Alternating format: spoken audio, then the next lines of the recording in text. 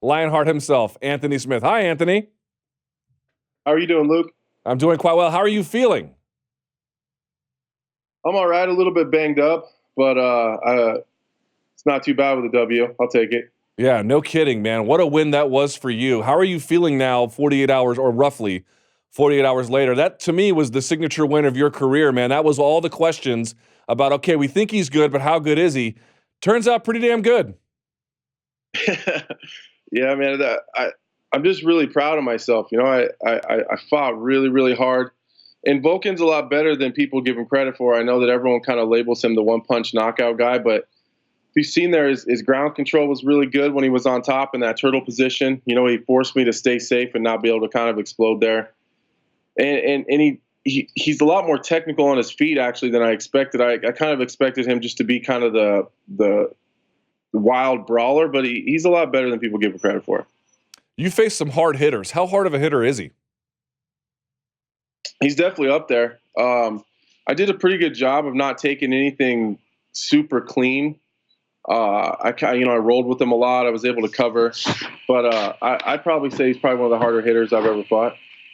All right, so let's talk through the ending. It looked to me like you had that knee tap, which, you know, I could tell you gutted it out because you were kind of like a little wobbly a little before that, but you gutted it out. You got the double. You tried to take the back. He initially blocked it. You pulled him back. He looked like he was fumbling underneath, but eventually you had the choke, had to switch sides. Like when you were going through this, how close did you think you were as you were switching side to side on the choke? Well, initially when I had it on the opposite side right at the beginning, I was kind of stuck with that hand position because of how I took his back. I kind of grabbed that seatbelt and it's kind of my spot. I go there in the gym with everybody.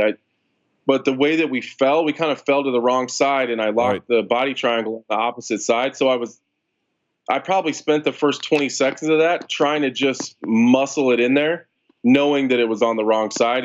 But I didn't want to give it up. You know, I was kind of just squeezing for dear life. And I got it under his chin for just a second, and he panicked.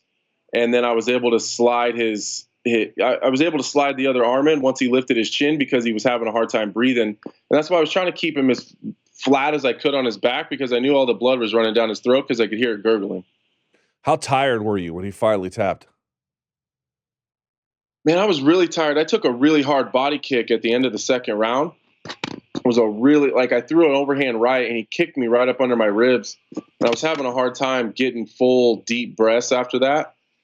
And for whatever reason, man, he just fights at a high pace. You know, I think that's kind of the piece that the people are missing.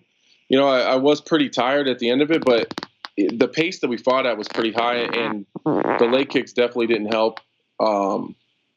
And honestly, we kind of threw caution to the wind there in the third round, and kind of both of us kind of strayed from our game plans a little bit. So I was pretty tired. I have to say, you were mentioning that you were proud of yourself. You should be, but we as observers might be proud of you for our own reasons. Why are you proud of yourself? What did this experience mean to you? Man, it's a lot of vindication. You know, you tell yourself over the years that no matter what, you're going to get there. You're going to get there. You're going to get there. And eventually, you know, after a while, you're just like, shit, man, like, am I going to get there? You know, and just proud of myself for just sticking to it, you know, and just staying true to what I said I was going to do. And that was world champion or die trying. And I think I'm closer now than ever to realizing that. What did your family say? Man, they were really, really happy. My kids were super excited. My mom is really, really excited. You know, when I started this whole journey when I was 17, I think she thought I was crazy, but she believed in me, you know, and she never discouraged me in what I wanted to do, and she helped support me as much as she could. So I think that she's just really, really happy to see it finally coming all around, you know. You know, I spoke to Derek Lewis. He always tells me that win or lose, but especially when he loses, his kids make fun of him. I'm wondering, do your kids, what is their response to dad out there dropping bombs on people? My middle kid, who's standing right here, say hi. Say hi to Luke. Hi. Hey, hi. What's your name? She's always trying to figure out if I won or lost.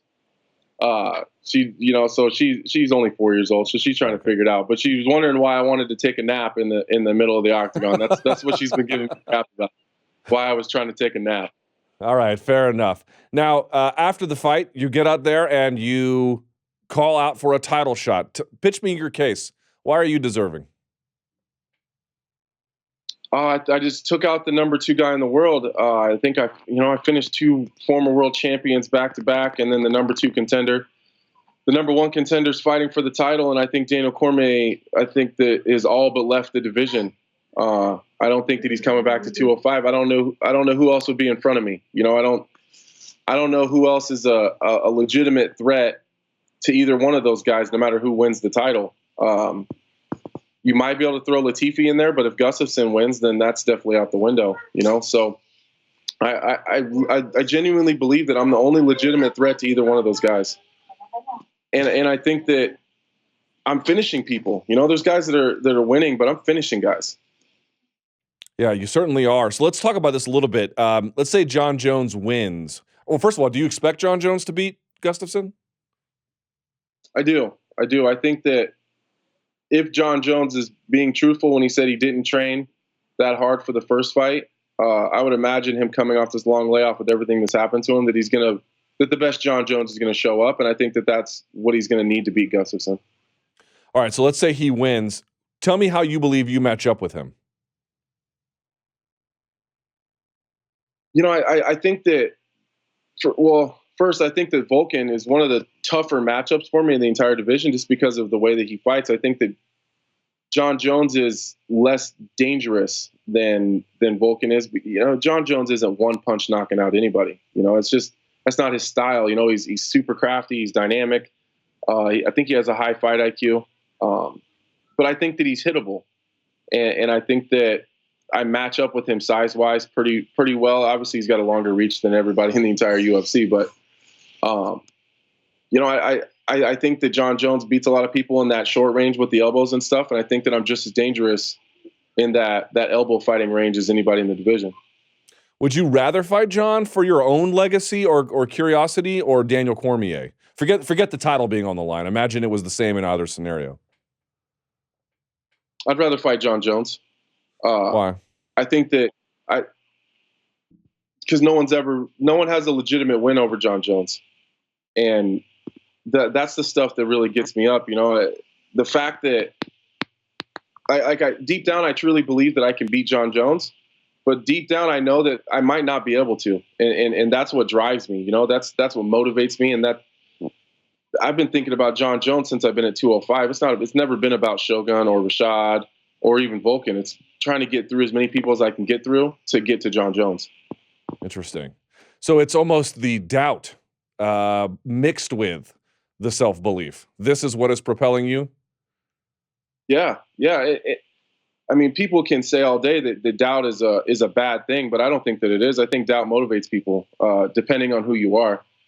I think that Jon Jones being the tallest task in the entire UFC will bring the best out of me. And I think that one of my biggest downfalls is that I tend to fight to my opponent's level, and fighting up to my opponent's level is always going to be a positive. You hear people talk bad about fighting someone's level when you're fighting down to them. But I think that I'm one of those guys that I just rise to the occasion when I need to. And I think that I would do the same with Jon Jones. That's an interesting observation. Why is it you think you do that sometimes? Either direction, either up when it's a big challenge, or down when it's not? I don't know. I've kind of always done that my whole entire career. I had a coach one time that said that for whatever reason, I'll always do just enough to win, but never any more than that. And it's not a conscious thing. It's just for whatever reason, it's just how I fight. And I wish I could change it, but that's just who I am, I think. Outside of you, do you think there's anybody else that can beat Jon Jones in that light heavyweight division? Other than Gustafsson, no, I don't. Wow. How close, by the way, you think Jon's going to win that one? The first one was super close. You think this one is less close? I think it's going to be a very similar fight. But I think that Jon Jones is one of those guys that he has I think that one of his biggest advantages is that he's his fight IQ was super high. So I think that if he has 25 minutes to figure you out, another 25 minutes isn't going to be beneficial to you. Interesting. All right, a couple more questions here. We really appreciate your time. You know, when you were out there on the regional scene and you thought to yourself, man, when I'm on the cusp of a world title, it'll feel great. All right, you're on the cusp of a world title. I'm sure it does feel good, but is this what you thought it would be like? No, I thought I would. I thought that I would feel a little more accomplished, but I had someone tell me one time that the reward for winning a pie eating contest is more pie. So I don't really feel like I don't really feel like I don't feel like I've accomplished it yet. Like I'm not happy yet. I thought that once I got to this point where I'm like right there, and hopefully I get that title shot. I don't know. It kind of makes me nervous. Like my whole entire career, all I've ever focused on is wanting a 12-pound gold belt. Like the way I feel now, I'm kind of scared that once I get it, it's not going to be enough. Oh, I doubt that. It's just, I think the issue is, right, when you're tantalizingly close to something and it becomes real, then the achievement of the moment will only matter a little bit down the line, right? Even if you win or don't win, you will still look back on this moment fondly. I do believe that. I think so. I think it's hard to live in the moment of it right now because I think I'm still looking forward. So and like I always say, I don't want to live in it too. I don't want to live in this moment too long because I don't want to stay here very long. I want to move on to the title shot and hopefully win the title, and then later on we can look back and enjoy it. Did you enjoy that main event slot? I did. I really enjoy talking to the media, and I know that that's the one thing that a lot of guys complain about is they're busy and the media obligations, and they're trying to do all that while cutting weight. Well, I don't have any of those problems. I don't cut really any weight at all, and I really enjoy talking fights. I'm a MMA nerd, man. I could talk fights forever, so I really enjoy talking to the media. I enjoy the fans, and I just enjoy the whole process. But I'm. It's all about perspective. If I wasn't doing well, then no one would want to talk to me. And the fans wouldn't care about what I was doing. And fortunately, Canada was really welcoming to me. So it wasn't like I was fighting someone in their home area where I was, had a bunch of people that were against me or whatever. So in that specific situation, it worked out perfect. All right, so let's end on this. You want to take a break, a well-deserved break. You have had a busy 2018, my friend, and it ended with a bang. Couldn't have ended better than it did. So let's say you are the next in line. Jon fights at the end of December. Where do you think you will? Where does this put you for a title shot? You think first quarter 2019 or what?